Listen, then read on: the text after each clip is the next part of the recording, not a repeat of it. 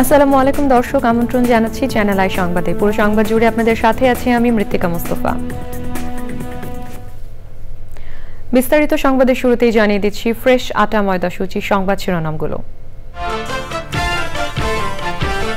শ্রদ্ধা, ভালোবাসা ও উৎসাহ উদ্দীপনায় মহান বিজয় দিবস উদযাপন করছে জাতি। জাতীয় স্মৃতিসৌধে রাষ্ট্রপতি ও প্রধান উপদেষ্টার শ্রদ্ধা।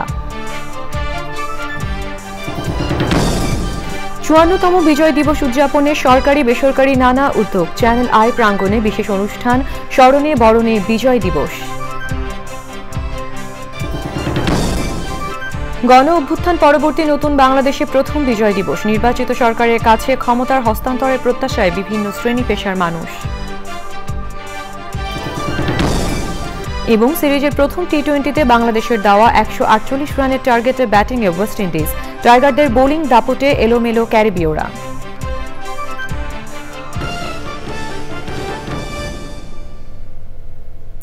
দর্শক, সংবাদ শিরোনামগুলো জানাচ্ছিলাম। এখনকার সংবাদ আয়োজন একই সঙ্গে চ্যানেল আয়ের ইউটিউব চ্যানেলে এবং চ্যানেল আয়ের ওটিটি প্ল্যাটফর্ম আই স্ক্রিনে লাইভ স্ট্রিম হচ্ছে। যাচ্ছি বিস্তারিত সংবাদে। শ্রদ্ধা, ভালোবাসা ও উৎসাহ উদ্দীপনায় ৫৪তম মহান বিজয় দিবস উদযাপন করছে জাতি। ভোরে জাতীয় স্মৃতিসৌধে মুক্তিযুদ্ধে বীর শহীদদের প্রতি শ্রদ্ধা জানিয়েছেন রাষ্ট্রপতি মোহাম্মদ শাহাবুদ্দিন ও প্রধান উপদেষ্টা অধ্যাপক ডক্টর মোহাম্মদ ইউনুস। এবছর জাতীয় স্মৃতিসৌধে শ্রদ্ধা জানালেন পূর্ব তিমুরের প্রেসিডেন্ট জোসে রামেস হোর্তা। শ্রদ্ধা নিবেদনের পর কিছুক্ষণ তারা নীরবে দাঁড়িয়ে থাকেন। পরে বীর মুক্তিযোদ্ধাদের সাথেও শুভেচ্ছা বিনিময় করেন তারা। শকর মালিথার রিপোর্ট। বিনম্র চিত্তে মুক্তিযুদ্ধে বীর শহীদদের স্মরণ করছে জাতি। বিজয়ের এই দিনে জাতির শ্রেষ্ঠ সন্তানদের প্রতি শ্রদ্ধা জানাতে সকালে সাভার জাতীয় স্মৃতিসৌধে প্রথমে পুষ্পস্তবক অর্পণ করেন রাষ্ট্রপতি মোহাম্মদ শাহাবুদ্দিন। শহীদ বেদিতে তিনি নীরবে দাঁড়িয়ে থাকেন কিছুক্ষণ।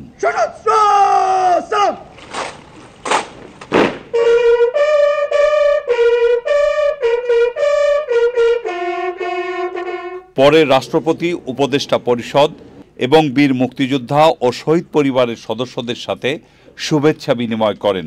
পরিদর্শন বইয়ে স্বাক্ষর করেন রাষ্ট্রপতি। এরপর জাতীয় স্মৃতিসৌধে আসেন অন্তর্বর্তী সরকারের প্রধান উপদেষ্টা অধ্যাপক মোহাম্মদ ইউনুস। পূর্ব তিমুরের প্রেসিডেন্ট জোসে রামোস হোর্তাকে সাথে নিয়ে জাতীয় স্মৃতিসৌধে শ্রদ্ধা নিবেদন করেন প্রধান উপদেষ্টা অধ্যাপক মোহাম্মদ ইউনুস। শ্রদ্ধা নিবেদনের পর তারা শহীদ বেদিতে কিছুক্ষণ নীরবে দাঁড়িয়ে থাকেন।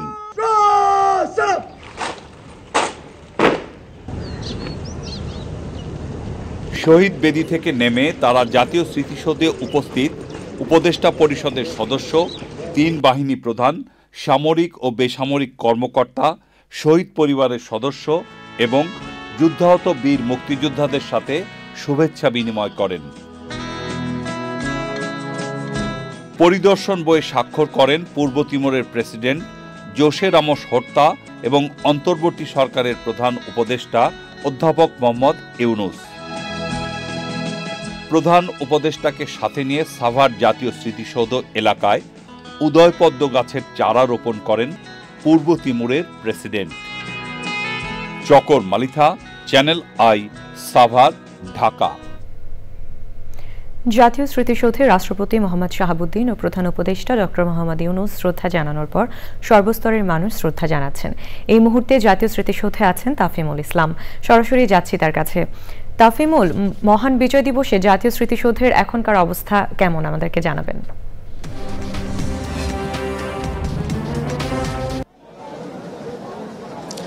ধন্যবাদ মৃত্তিকা। সকাল 7টার দিকে প্রধান উপদেষ্টার সাথে পূর্ব তৈমুরের যে প্রেসিডেন্ট রয়েছেন তিনি শ্রদ্ধা জানানোর পর কিন্তু সর্বসাধারণের জন্য জাতীয় স্মৃতিসৌধ উন্মুক্ত করা, সবার জন্য উন্মুক্ত করা আছে। এরপর থেকে সাধারণ মানুষের ভিড় বাড়তে আছে এবং এর সাথে বিভিন্ন স্কুল কলেজ থেকে শুরু করে বিশ্ববিদ্যালয়, বিভিন্ন সামাজিক সাংস্কৃতিক সংগঠন এবং বিভিন্ন রাজনৈতিক দলের নেতাকর্মীরা কিন্তু আসে এখানে শ্রদ্ধা জানাচ্ছেন। তারা এই 54 বছরের যে বিজয়, 54 বছরের যে বিজয় হয়েছে বা 54 বছর যে বিজয়, বিজয়কে তারা গভীরভাবে করছেন। এর সাথে দেখা যাচ্ছে যে বিভিন্ন রাজনৈতিক দলের নেতাকর্মীরা যারা রয়েছেন তারা এখানে আসছেন, তারা বলছেন যে এবারকার বিজয় একটু ভিন্ন আঙ্গিকে, কেন হচ্ছে এর আগে 53 বছরে যে আমাদের স্বাধীনতা ছিল, সেই 53 বছরে কিন্তু সেইভাবে স্বাধীনতাটুকু অর্জন করতে পারেনি। 54তম বিজয়ে আসে তারা বলছেন যে এবারকার বিজয়টা হবে একটু ভিন্ন আঙ্গিকে, এই আঙ্গিকে সবাই ঐক্যবদ্ধ থাকে একটি সোনার বাংলা গড়ার তারা প্রত্যয় জানাচ্ছে। তাহলে একইভাবে আমরা কিছুক্ষণ আগে আসম আব্দুল রবকে দেখেছি, তিনি যে বলছিলেন যে এবারকার বিজয়ের একটু ভিন্ন রকমের হলেও কিন্তু যতদিন পর্যন্ত মেহনতি মানুষের খাবার রুটি রুজির ব্যবস্থা না করা হবে ততদিন পর্যন্ত কিন্তু আসল বিজয়টা আসবে না, আসল বিজয় আসবে না। সেই জন্য যে মানুষদের মেহনতি মানুষের রুটি রুজির ব্যবস্থা করতে পারলেই কিন্তু ইয়া করা হবে। এখন পর্যন্ত যে ইয়া করা হচ্ছে যে বলা যায় যে রাজনৈতিক দলগুলোর আস্তে একভাবে আসে ইয়া করতে চায়। বিএনপির যে মূল তারা এখনো আসে, মির্জাফরুল কিছুক্ষণের মধ্যে আসে, এখানে পৌঁছাবেন, সবাই শ্রদ্ধা নিবেদন করবেন। এখন পর্যন্ত ধন্যবাদ তাফিমুল আপনাকে। সূর্যোদয়ের সাথে সাথে 31 বার তোপধ্বনির মধ্য দিয়ে শুরু হয় মহান বিজয় দিবসের আনুষ্ঠানিকতা। রাজধানীতে পুরাতন বিমানবন্দর এলাকায় বাংলাদেশ সেনাবাহিনীর একটি আর্টিলারি রেজিমেন্টের 6টি গান 31 বার তোপধ্বনির মাধ্যমে মুক্তিযুদ্ধে জীবন উৎসর্গকারী বীর শহীদদের প্রতি গান স্যালুট প্রদর্শন করে।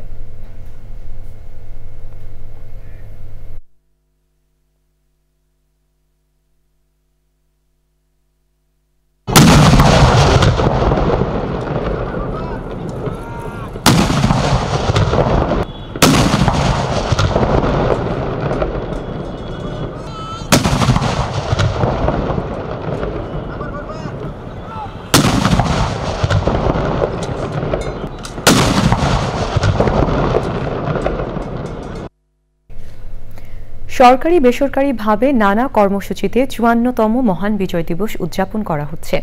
চ্যানেল আই প্রাঙ্গণে আয়োজন করা হয়েছে বিশেষ অনুষ্ঠান, স্মরণে বরণে বিজয় দিবস সহ নানা আয়োজন। এ নিয়ে জানতে মোস্তফা মল্লিকের কাছে চলে যাচ্ছে, তিনি চ্যানেল আই প্রাঙ্গণে আছেন। মল্লিক, চ্যানেল আইয়ের স্মরণে বরণে বিজয় দিবসের অনুষ্ঠান শুরু হয়েছে কিনা বিস্তারিত আমাদেরকে জানাবেন।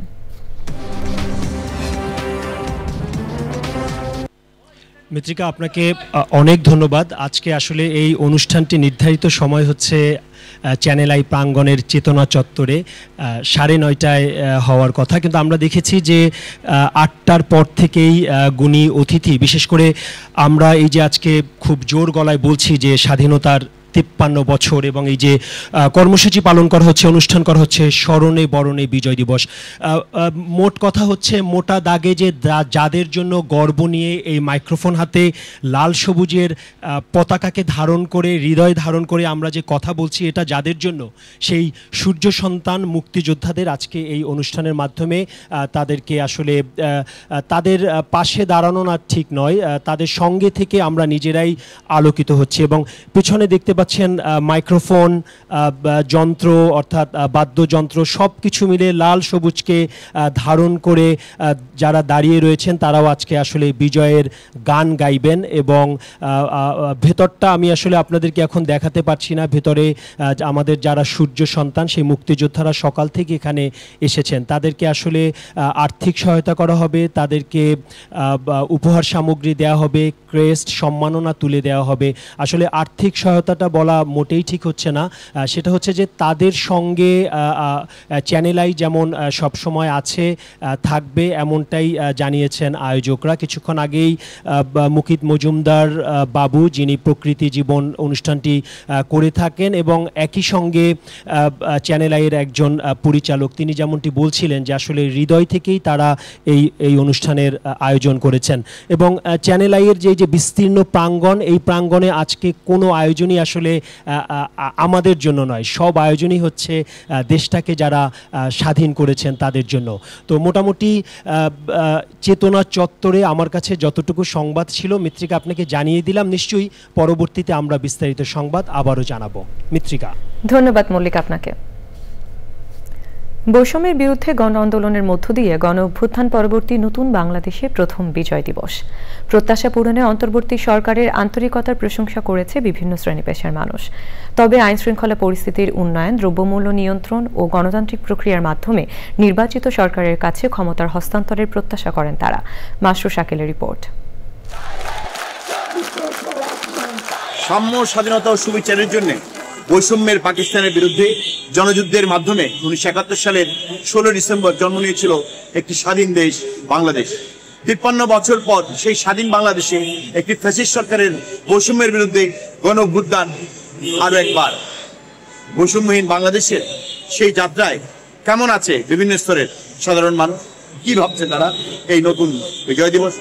আগে একটা আরোপিত উদযাপন দেখা যাইতো, যে হচ্ছে যে সরকার সবাইরে জোর করায় উদযাপন করাইতো, এখন ওই জোর করানোটা মিসিং। ইউনূস সরকার বর্তমানে বাংলাদেশের উন্নয়নের জন্য অনেক কাজ করছে, আশা করি ইনশাআল্লাহ বাংলাদেশ উন্নতির দিকেই যাবে। বদ্ধ ধারণা ছিল, এগুলো আসলে পরিবর্তন আসতেছে, যে আসলে চাইলে আমরা অনেক কিছু করতে পারবো। সবাই ইকুয়াল রাইটস হবে এখানে, কেউ কাউকে ডমিনেট করে কথা বলতে পারবে না। এখন আমরা মত বিনিময়ের সুযোগ পাচ্ছি, যেটা আগে আমরা পারিনি। সবকিছু নতুন নতুন মনে হয়, যত দুর্নীতি ছিল কমে গেছে সব। গণতান্ত্রিক বাংলাদেশ চায়, বাংলাদেশ এগিয়ে যাক। নতুন বাংলাদেশ অতিক্রম করছে এক গুরুত্বপূর্ণ পরিবর্তনের সময়ে। নানা ক্ষেত্রে সংস্কারের চেষ্টা সরকারের, তবে সাধারণ মানুষের প্রত্যাশা সরকার আইন শৃঙ্খলা পরিস্থিতি সামলে রাখুক, দ্রব্যমূল্য সহনীয় ও যৌক্তিক মাত্রায় রাখুক, গণতান্ত্রিক সরকার প্রতিষ্ঠায় নির্বাচনের দিকে এগিয়ে যাক। দ্রুতভাবে নির্বাচন দিলে সবচেয়ে ভালো।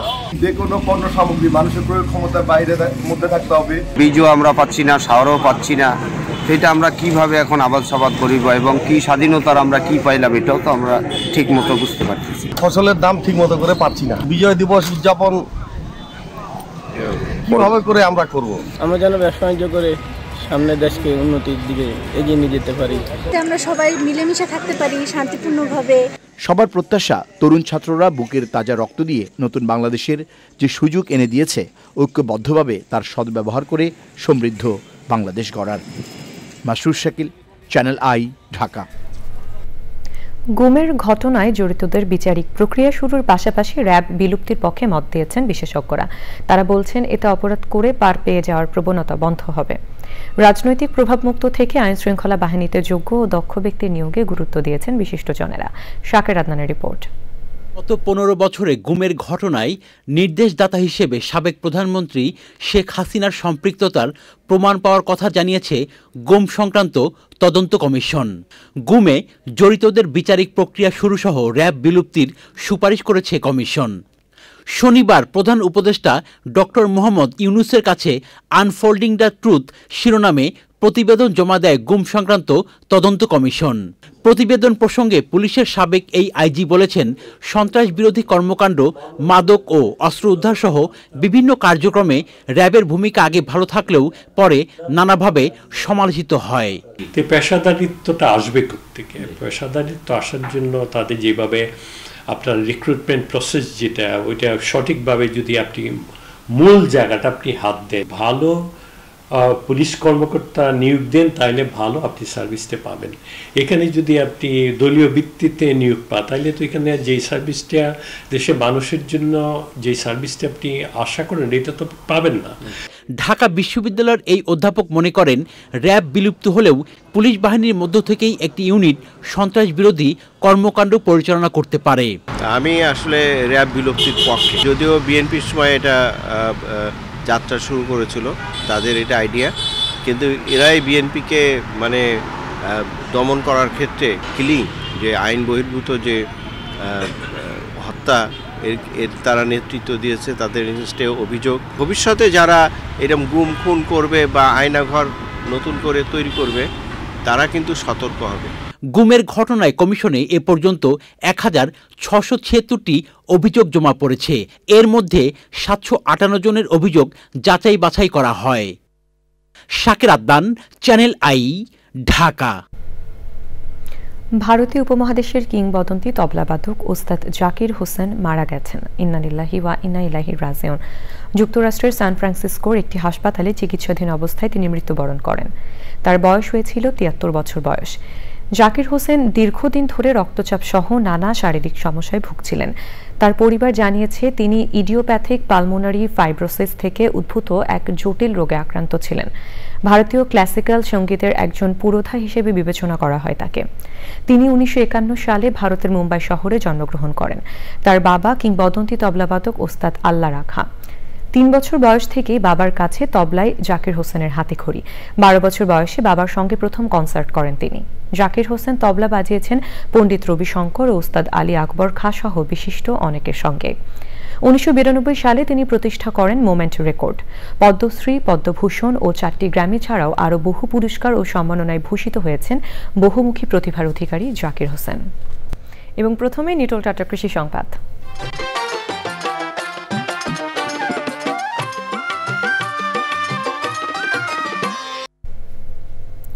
সরকারিভাবে বিনামূল্যে সরবরাহ করা বিএডিসির নিম্নমানের পেঁয়াজ বীজ বপন করে রাজবাড়ী জেলার 4000 চাষি ক্ষতিগ্রস্ত হয়েছেন। এসব বীজের অধিকাংশ গজায়নি, তাই কাঙ্ক্ষিত উৎপাদন নিয়ে শঙ্কিত চাষিরা। এখন দেখবেন প্রকৃতি সংবাদ।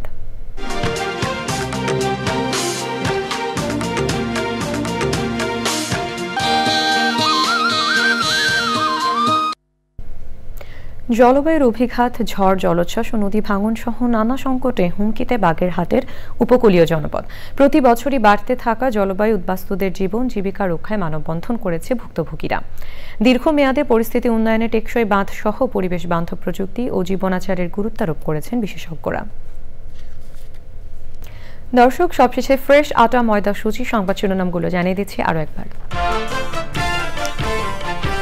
শ্রদ্ধা, ভালোবাসা ও উৎসাহ উদ্দীপনায় মহান বিজয় দিবস উদযাপন করছে জাতি। জাতীয় স্মৃতিসৌধে রাষ্ট্রপতি ও প্রধান উপদেষ্টার শ্রদ্ধা। ৫৪তম বিজয় দিবস উদযাপনে সরকারি বেসরকারি নানা উদ্যোগ। চ্যানেল আই প্রাঙ্গণে বিশেষ অনুষ্ঠান, স্মরণে বরণে বিজয় দিবস। গণঅভ্যুত্থান পরবর্তী নতুন বাংলাদেশে প্রথম বিজয় দিবস। নির্বাচিত সরকারের কাছে ক্ষমতার হস্তান্তরের প্রত্যাশায় বিভিন্ন শ্রেণী পেশার মানুষ। এবং সিরিজের প্রথম টি-20তে বাংলাদেশের দেওয়া 148 রানের টার্গেটে ব্যাটিংয়ে ওয়েস্ট ইন্ডিজ।